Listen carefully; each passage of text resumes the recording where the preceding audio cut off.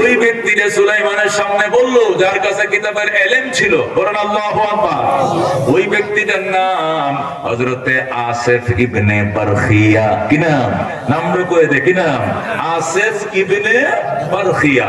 উনি হযরতে সুলাইমান আলাইহিস সালামের আপন খালাতো ভাই। কি ভাই?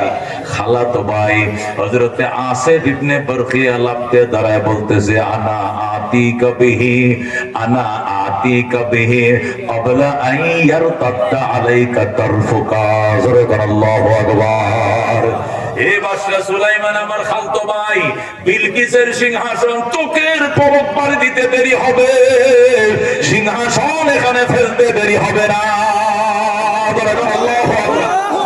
মানে চোখের পুতলিটা বাড়ি দিতে যতক্ষণ লাগে, বিলকিসের সিংহাসন আনলে এতক্ষণ লাগবে, এর বেশি নয়। রাজিনা কিস মাতাল জব্বার ফিনা লানা ইলমুন ওয়ালিল আদাই মালু ফা ইন্নাল মাল লা ইয়াফনা আন করিবিন ওয়া ইন্নাল ইলমা ইয়াবকা লা ইয়াজালু লাকাদ জানাল বিলাদ ওয়া মান আলাইহা ইমামুল মুসলিমিন আবু হানিফা ফামা ফিল মাশরিকিন লাহু নাযীরু ওয়ালা ফিল মাগরিবিন ওয়ালা বিকুফা।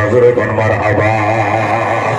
মেরে ভাই, দোস্ত, বুজুর্গ, হযরত সুলাইমান আলাইহিস সালাম অবাক হয়ে গেলেন, এটা কি করে সম্ভব? বারখিয়া বলে, চোখটি বন্ধ কর ভাইয়া। সুলাইমান নামে চোখটি বন্ধ করছে। এবার খোলো, খুলছি, ওই দেখো সিংহাসন।